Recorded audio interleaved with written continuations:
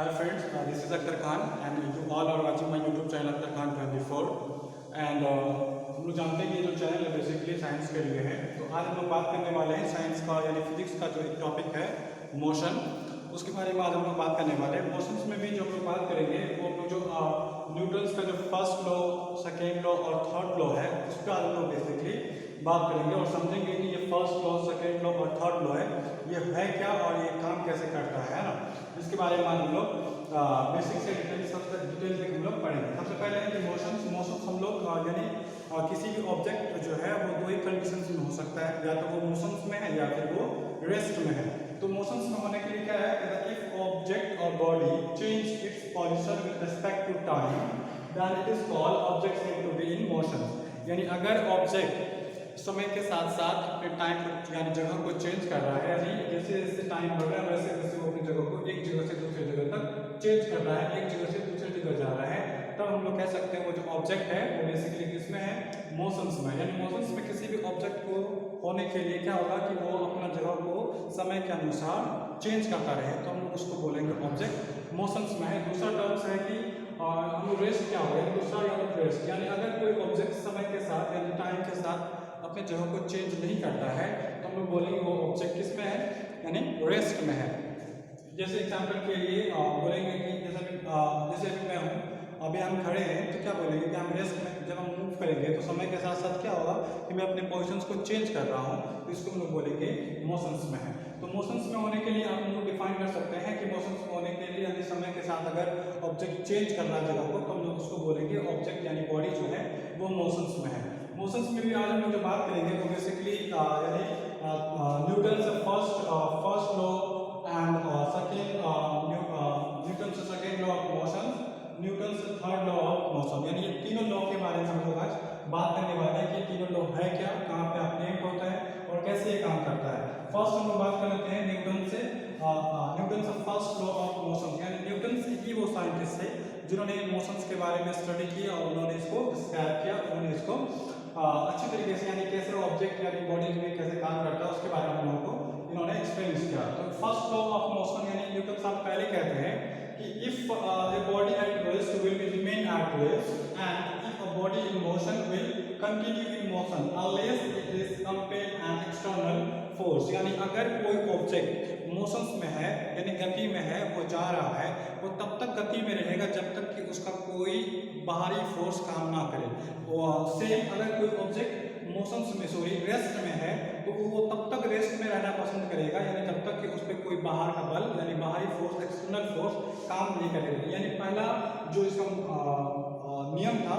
Motions का, उसमें ये कहा कि अगर कोई ऑब्जेक्ट रेस्ट में है वो रेस्ट में ही रहना पसंद करेगा, अगर कोई वो ऑब्जेक्ट मोशंस में है तो वो हमेशा मोशन में ही रहना पसंद करेगा, जब तक कि कोई बाहरी बल उस पर काम ना करे तब तक वो अपने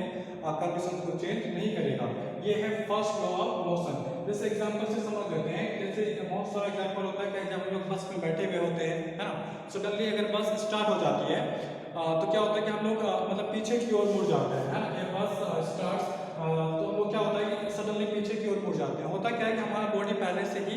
रेस्ट में है और जैसे ही बस मूव करता है हमारा पीछे का जो पार्ट है वो मोशन में आ जाता है और ऊपर का जो पार्ट है वो रेस्ट में ही रहना चाहता है, इसीलिए बॉडी जो है पीछे की ओर मूव हो जाती है। चलिए इसका दूसरा एग्जांपल क्या हो जाएगा, दूसरा एग्जांपल ये हो जाएगा कि जैसे बस चल रही हो और सडनली उसमें ब्रेक मार देता है तो हम लोग क्या होता है कि आगे की ओर झुक जाते हैं। इसमें क्या होता है कि हमारा पूरा बॉडी जो है मोशन में है और ब्रेक लगने की वजह से हमारा नीचे का जो पार्ट है वो क्या होता है रेस्ट में आ जाता है, लेकिन ऊपर का जो बॉडी पार्ट है वो मोशंस में ही रहना चाहता है ना, मोशंस में ही रहना चाहता है, जिसके वजह से हम लोग क्या होते हैं कि आगे की ओर मतलब झुक जाते हैं, आगे की ओर मुड़ जाते हैं। जैसे कभी कभी इसका सेकेंड एग्जांपल से कभी कभी ऐसा होता है कि प्लेटफॉर्म में आप लोग देखे होंगे कि प्लेटफॉर्म में कोई यात्री क्या होता है कि यानी ट्रेन रुकती नहीं है लेकिन वो कुछ जाता है, तो इसमें क्या होता है कि एक्सीडेंट हो जाते हैं, है ना, क्योंकि उसका बॉडी जो है पहले से ही वो ट्रेन में है और वो मोशंस में है और जैसे ही वो ट्रेन से बाहर आता सडनली वो रेस्ट में आना चाहता है, जबकि उसके बॉडी में पहले से ही फोर्स काम कर रहा है और उसका बॉडी जो है रेस्ट मतलब मोशन में ही रहना चाहेगा। तो इसीलिए क्या होता है कि वो जो है यानी एक्सीडेंट यानी वो अपने आप को संभाल नहीं पाता है, गिर जाता है और ऐसे कंडीशंस में कभी कभी एक्सीडेंट भी हो जाता है ना। तो ये सभी है यानी ये सारी जो बातें हैं न्यूटन आपने इसको कहा कि ये सभी जो है न्यूटन का फर्स्ट यानी मोशंस का जो पहला नियम है उस पर काम करेगा। यानी पहला नियम बेसिकली कहता क्या है कि अगर कोई ऑब्जेक्ट रेस्ट में है तो रेस्ट में ही रहना चाहेगा, और अगर कोई ऑब्जेक्ट मोशंस में है वो मोशंस में ही रहना चाहेगा। ये हो गया फर्स्ट नियम। सेकेंड में बात क्या करते हैं, सेकेंड लॉ ऑफ मोशन, यानी न्यूटन से second law of motion. Newton से सेकेंड लॉ ऑफ मोशन में कहता है क्या है, the rate of change movement of a body is directly proportional to the applied force and takes place in the direction in which the force act. अब इसको थोड़ा सा इसमें कॉम्प्लिकेटेड है, इसको हम लोग पहले समझ लेते हैं कि इसको लोग डिफाइन कैसे करेंगे। डिफाइन करने के लिए यही है, एक तो वर्ड्स है मोमेंटम। मोमेंटम समझने के लिए क्या करेंगे कि मोमेंटम जो निकाल सकते हैं हम लोग, एक्चुअली उसका जो मास और जो वेलोसिटी होता है उसको जब आपस में हम लोग यानी मल्टीप्लाई करते हैं, वो जो रिजल्ट होता है वो होता है मोमेंटम। मोमेंटम यानी जो मोमेंटम में जो चेंज का जो रेट है, यानी चेंज का जो रेट है वो डायरेक्टली प्रोपोर्शनल हो जाता है जितना उसमें फोर्स लगता है। तो निकालेंगे क्या, force equals to change in momentum, यानी जितना मोमेंटम में चेंज होगा उसको क्या करेंगे, यानी final momentum minus initial momentum by time, और ये हो जाएगा फोर्स। यानी उतना फोर्स आपको लगा करके आप क्या कर सकते हैं, उसके रेट को चेंज कर सकते हैं। तो सेकेंड लॉ कहता है क्या है, यानी किसी भी अगर ऑब्जेक्ट या मूविंग ऑब्जेक्ट को अगर आपको रोकना है तो ये पता करना होगा कि यानी उस ऑब्जेक्ट का मोशंस क्या है और उसका मास कितना है ना। दोनों को मल्टीप्लाई कीजिए, मोमेंटम निकलेगा, उतना आप फोर्स लगा दीजिए, वो ऑब्जेक्ट वहीं पे स्टॉप हो जाएगा। बेस्ट एग्जांपल न्यूटन से सेकेंड लॉ का एग्जांपल ये है कि एक क्रिकेट जब कोई क्रिकेट प्लेयर अगर कैच लेता है तो क्या होता है, वो कैच लेकर के हाथ को वही नहीं रखता है बल्कि उसको पीछे की ओर मूव करता है, यानी पीछे की ओर खींचता है। इसमें होता क्या है कि यानी उसको पता है कि गेंद का वेट कितना और ये पता चल जाता है कि स्पीड कितना है, तो उसको सडनली वहाँ स्टॉप करने के लिए उतना फोर्स अप्लाई करेंगे उसके मोमेंटम को कम करने के लिए, ताकि आसानी से वो रुक सके और चोट भी कम लेगा, तो वो हाथ को क्या करता है, पीछे की ओर खींच लेता है। तो ये जो क्या है, यानी ये जो एग्जाम्पल है ये सेकेंड लॉ का, यानी न्यूटन का जो सेकेंड लॉ है उसमें ये आ जाता है। कभी कभी पूछ देता है कि कोई प्लेयर जब कैच लेता है तो वो हाथ को पीछे क्यों खींचता है, तो क्यों खींचता है, क्योंकि उसका जो मोमेंटम है उसको कम किया जा सके, जिससे कैच आसानी से लिया जा सके और